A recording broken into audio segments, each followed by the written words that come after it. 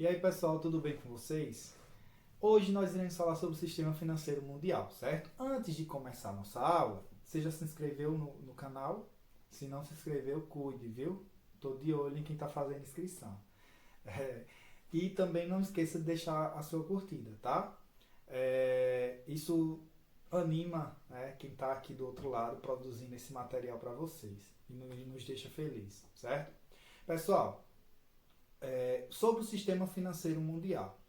O sistema financeiro mundial, ele vai ser dividido em três fases, certo? Só que antes dessas três fases, nós vamos ter um período que não necessariamente tinha um sistema financeiro mundial, mas existia uma certa organização quando a gente fala de questões de finanças ou de riqueza entre as nações, certo? Então, vamos lá voltar para a antiguidade, mas principalmente para a alta idade média, certo? Nesse período, nós tínhamos o feudalismo, certo? Ou seja, naquele momento, a riqueza de uma nação estava associada à posse de terras, certo? Ou seja, é poderoso quem tem terras, certo? Só que isso muda com a decadência do sistema feudalista. E com o feudalismo tendo fim, muda toda a configuração quando a gente fala de poder, certo? Porque agora o poder não é mais medido pela quantidade de terras, e sim pela quantidade de metais de alto valor que você consegue guardar, né? Uma palavra mais bonita, vai guardar mesmo. Acumular, né? Ou seja, vai depender do acúmulo de metais preciosos e raros, certo? Que esse período ficou conhecido como metalismo, né? É mais rico quem tem mais metais. E é nesse período que acontece, por exemplo, o período das grandes navegações, né? A busca por novas terras fora da Europa, onde eles pudessem encontrar esses metais, né? E tornassem ainda mais ricos, ok? Pessoal, aí a gente dá um pulo no tempo e vai lá para o século XIX, já na segunda Revolução Industrial, certo? Nesse momento, surge de forma muito forte uma proposta que era de livre comércio, certo? Proposta por Adam Smith, em inglês, que dá forças a um novo modelo e meio que dá forças para a criação da chamada primeira fase do sistema financeiro, certo? Não necessariamente a criação da fase, mas a nova organização do sistema financeiro. Pessoal, essa primeira fase, que vai estar pautada nesse livre comércio, ela inicia-se por volta de 1870 e vai até 1914, certo? Até o início da Primeira Guerra Mundial. Nesse período, o padrão que foi adotado no sistema financeiro mundial foi o padrão Libra-Ouro, certo? Vale lembrar que Libra era a moeda da Inglaterra, a nação mais poderosa da época. E o ouro era o principal metal daquela época, certo? O principal metal em relação ao valor agregado. Pronto. Então, esse é o padrão que é adotado naquele momento, certo? 1914. Aliás, 1870 e vai até 1914, certo? Só que esse modelo, ele é adotado de forma ampla na Inglaterra e na França, certo? A maioria dos outros países não adotou esse padrão. E eles permaneceram num padrão que é chamado de curso forçado, certo? Onde os valores das moedas, eles são dados por meio de decreto, por meio da lei, certo? Então, o Brasil, por muito tempo, durante 1930, por volta ali de 1930, ele estava adotando esse modelo de curso forçado, certo? Ou seja, os valores das moedas são estabelecidos por leis, por decretos, ok? Então, nessa primeira fase, nem todo o país conseguiu se inserir, certo? Vamos para a segunda fase. A segunda fase, ela começa em 1944. Hoje, professor, a primeira fase não acaba em 1914 E por que a segunda fase só começa em 1944? Pessoal, em 1914 começa uma guerra. Ou seja, estabelecer-se uma comunicação, né, entre as nações para se estabelecer um sistema financeiro, ou permanecer com o sistema financeiro que estava em vigor, tornou-se algo insustentável. Né? E todo o período depois da Primeira Guerra era um período de certa instabilidade ou uma busca por estabilidade. Então, nesse período, nós não temos uma reorganização desse sistema financeiro. Essa reorganização, ela só vem a acontecer em 1944. E você já conhece um pouco dessa história, porque quem assistiu o vídeo sobre comércio já está ligado que em 1944 aconteceu a Conferência de Bretton Woods. E na Conferência de Bretton Woods foi estabelecido um novo padrão para o sistema financeiro. Por quê? O objetivo era tentar estabilizar o sistema financeiro e equilibrar a economia global.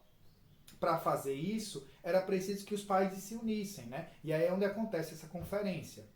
Durante a Conferência de Bretton Woods, algumas mudanças ocorreram. E uma das principais delas foi a mudança no centro de controle do sistema financeiro mundial. Que até aquele momento, o centro de controle era a Europa. A partir desse momento, a partir da Conferência de Bretton Woods, o centro de controle do sistema financeiro mundial passa a ser os Estados Unidos, certo? Lembrando que é nesse momento que é adotado o padrão dólar-ouro.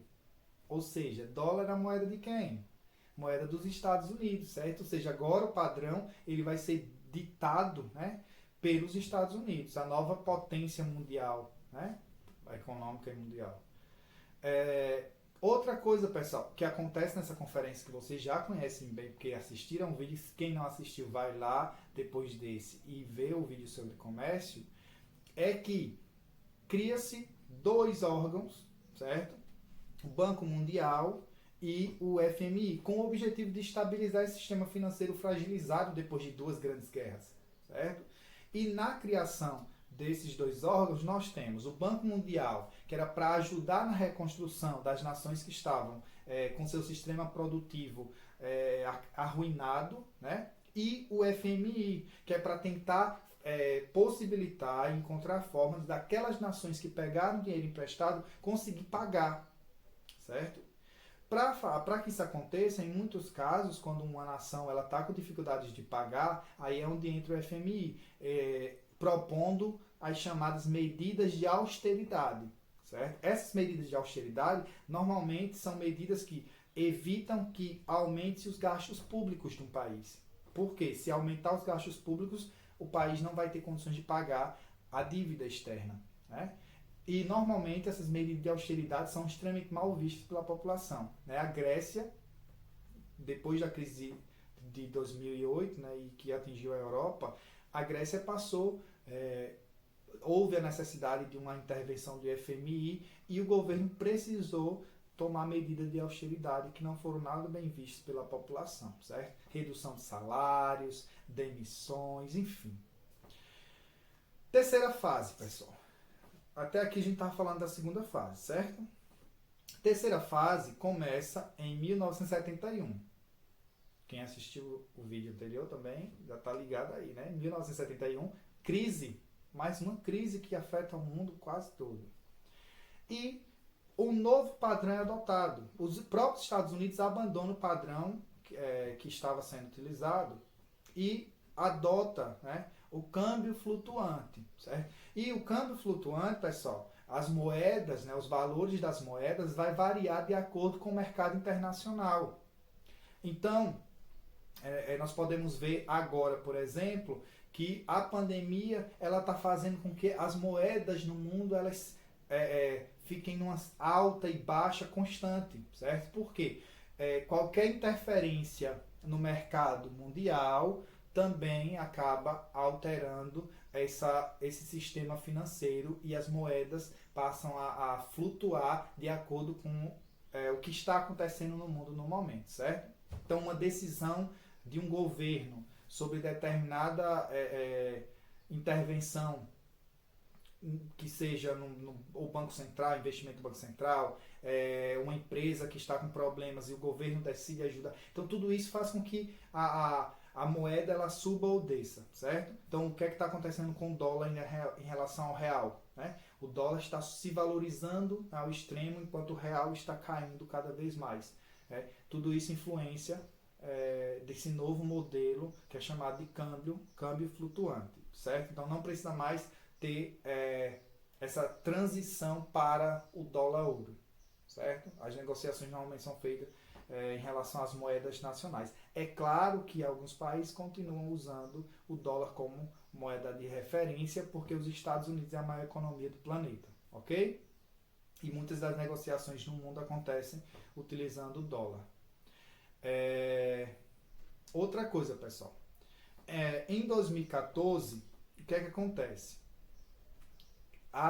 O BRICS, né, que é aquele conjunto de países emergentes, Brasil, Rússia, Índia, China e África do Sul, decidem criar um banco, que é chamado de Novo Banco de Desenvolvimento, NBD, certo? E esse novo banco, ele surge como uma alternativa aos países emergentes, certo? Quando se fala de ajuda financeira. Então, em vez de pedir para o Banco Mundial, nós podemos pedir para o novo Banco de Desenvolvimento. Ou seja, é meio que tentar descentralizar o poder desse sistema financeiro que está principalmente dominado por países europeus e pelos Estados Unidos, certo? E aí surge essa nova proposta, que é uma proposta que está dentro dessa terceira fase do sistema financeiro, certo? Que vai de 1971 até os dias atuais. Pronto. Quando a gente vai falar de territorialidade do sistema financeiro, certo? Normalmente a gente fala que o sistema financeiro ele vai ter redes materiais e redes imateriais. Redes materiais, pessoal, os bancos, certo? Os bancos são redes materiais. As ações das empresas vão ser redes imateriais, certo? Então, dentro desse contexto, nós temos as bolsas de valores, que vai estar inserido dentro desse contexto de redes materiais e imateriais, certo? Essas bolsas de valores basicamente são locais onde acontecem os principais movimentos financeiros do planeta, certo? E dentro dessas instituições, normalmente as empresas abrem capital, certo? Quer abrir capital? Vamos lá. Eu sou um empresário, eu tenho uma empresa e eu tenho 100% dessa empresa. Só que eu decidi abrir capital. Abrir capital é pegar parte dessa empresa e colocar na Bolsa de Valores, onde lá serão negociadas ações, certo? Ações são partes, são frações dessa empresa. Então vamos imaginar que eu coloquei 40% na Bolsa de Valores. Esses 40% serão divididos e as pessoas podem ir comprando partes na Bolsa de Valores, certo? Lembrando, qualquer prejuízo que a empresa tenha será prejuízo para o investidor. Qualquer lucro que a empresa tenha será lucro para o investidor. E esse investidor que compra essa ação é conhecido como acionista, certo? Então, comprei ações da Petrobras. Eu sou acionista da Petrobras. Se naquele ano a Petrobras teve lucro, eu vou ganhar parte dos lucros de acordo com a quantidade de ações que eu tenho daquela empresa, certo? Beleza? Outra coisa que é comum ser negociado nas bolsas de valores são os títulos, certo? Bolsas de valores, bancos, enfim, são os títulos, que são documentos que prometem uma recompensa futura, né? Como assim, professor? Vamos simplificar. Eu vou num banco e me oferece um título de capitalização. Olha, Rafael, você pode depositar R$100 todos os meses e daqui a 5 anos você vai retirar todo esse valor que você depositou com juros em cima. Você vai sair ganhando.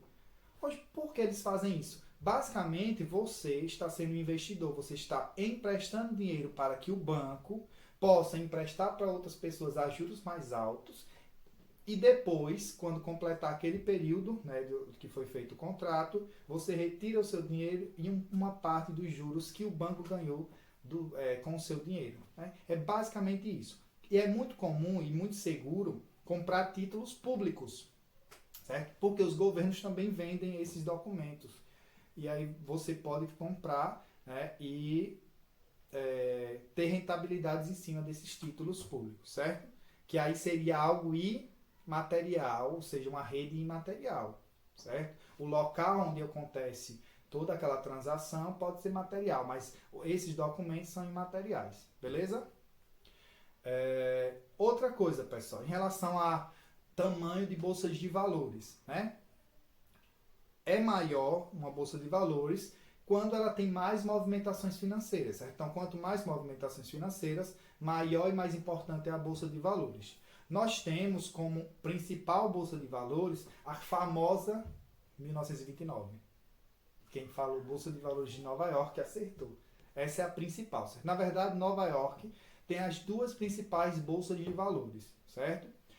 Normalmente a sigla da Bolsa de Valores de Nova York é NYSE, certo? E temos também a Nasdaq, que é a segunda mais importante bolsa de valores, onde mais acontecem movimentação financeira no mundo, certo? Essas duas. A do Brasil, o Brasil tem como principal bolsa de valores a Bovespa, que hoje é BM e Bovespa, ou B3, certo?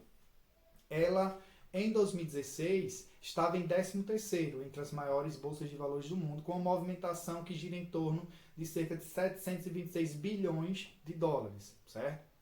Uma pesquisa mais recente coloca a B3 entre as 20 maiores do mundo, certo? Mas com uma circulação de capital, né, uma capitalização de 824 bilhões de dólares.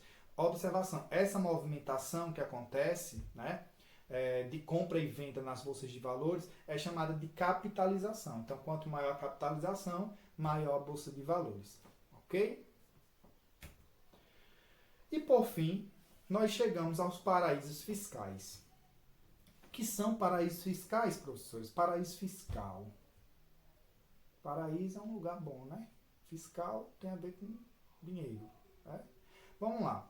Basicamente, pessoal, paraísos fiscais são locais que vão fornecer uma baixa alíquota de juros, certo? E sigilo bancário para quem faz investimento. Ou seja, você vai, sobre o valor que você investe, vai ser cobrado poucos juros e você vai ter sigilo. Então, você vai colocar o seu dinheiro e órgãos de fiscalização não vão ter muito acesso, porque esses lugares normalmente são estranhos e sigilosos. Olha, interessante, né?